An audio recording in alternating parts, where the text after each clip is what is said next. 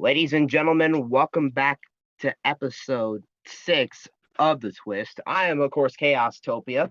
And, well, yeah, this episode, I'm basically went ahead and decided to get this one done early. They just due to the fact that I'm going to be on a bit of a time constraint now that basically of that whole thing.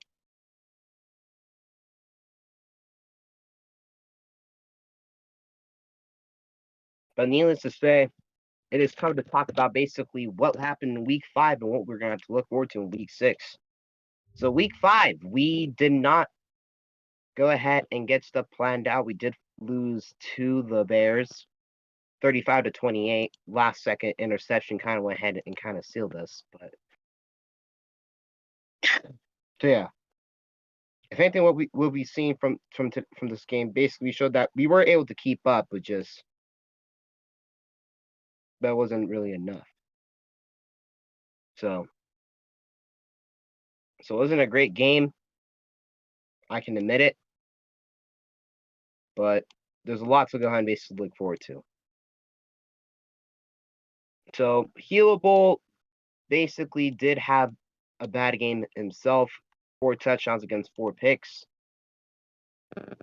Overall, overall offensively, we weren't able to stay consistent up against their team, which is worse. But to be fair, they were stat pat. It was really a stat pat team. I'm not gonna be surprised if they end up being round 1 exits, because we literally were abusing their short cornerback all the entire game. For what, son? That, and also Dicott went ahead and also got himself 3 interceptions. So you can't really go ahead and do anything about that. So meanwhile, for our defense, we actually showed up this week. I mean, Prowling went ahead and had himself an early interception. Attack Damage had himself an early interception. We also we saw literally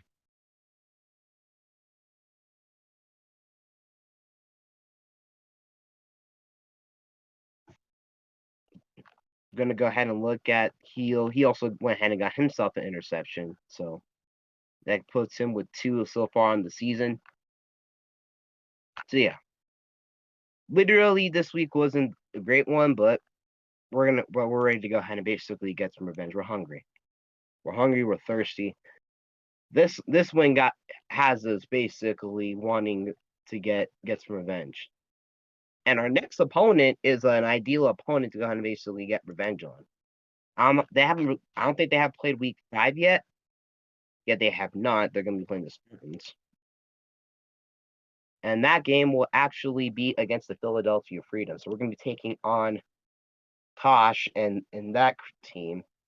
Kosh went ahead and got off to a good start so far this season, but after that, they've basically been stone cold the past couple of weeks because Kosh has just been throwing interception after interception.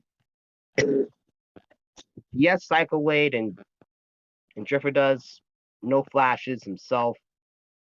This is an ideal team. They also got Tom Tebow. This is going to be a team. This is going to be an offensively powered team. Defensive wise, it shouldn't really be an issue. I don't see really them go ahead and putting up some notable stat numbers on defense. So yeah, looking at it, we're really going to go ahead and we need our defense to step up once again. We went ahead and we did good when we needed to. The only reason why I could say that we generally went ahead and we lost was that final part did not go ahead and basically go in our favor. So here, three takes I want to go ahead and come from this is that one, we stay consistent on offense. That overall, our offensive miscues were basically the reason why we ended up losing. That was the only reason why we lost. There was nothing else that happened. it was just really just bad things just went ahead and happened on offense that we didn't need to have happen. And yeah, it hurts, but yeah. Second, we also gotta make sure our defense we stay consistent. This is Koss we're gonna talk about. Koss basically, like I said, he's literally and literally in his week 3 and 4 games, he's thrown 7 interceptions combined. Not sure what's going to be how. Not sure how that's what's going to play out in week 5. Not sure about that yet. Trade deadline will come up, so I might have a special thing on that and see if we made any trades. If I don't, then I probably will cover it in literally in the week 6 recap. But needless to say, we need to make sure our defense is consistent. And number 3, though, we also got to make sure Parker doesn't lag because without Parker, we didn't really. Yeah, although yes, we played good, we didn't. It felt like a piece of the puzzle was missing, and Parker was lagging like half the game, so he couldn't really play. So it sucks that had to happen, but it is what it is. Life ain't Burger King High School. It ain't Burger King University. You cannot have it your way all the damn time. Plus, in addition, if you guys did have your way, then literally this podcast wouldn't even exist. So, just saying. Just looking at it, those are the things we got to go and really cover about. I do feel like that literally we are capable of going ahead and winning this out. Like our next, like after this game, then we're gonna go ahead and head down to Mexico City. In Mexico City, it's the Aztecs, and then we're gonna go ahead and close out the season. No, actually, we don't head down to Mexico City. We actually have our last home game versus Mexico City. Then we have to go on the road to take on LMJ and the Panthers. So this one's going to be a bit of a personal game after Bailey went ahead and cost me a playoff spot.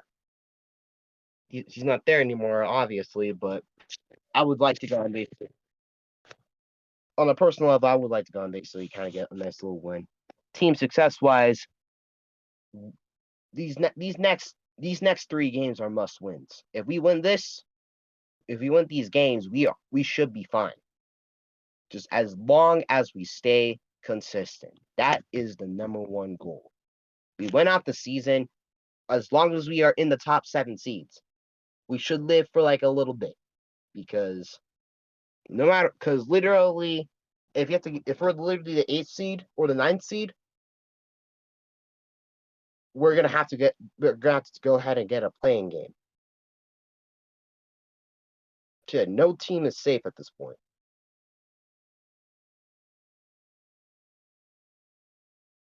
So yeah, that's gonna basically be it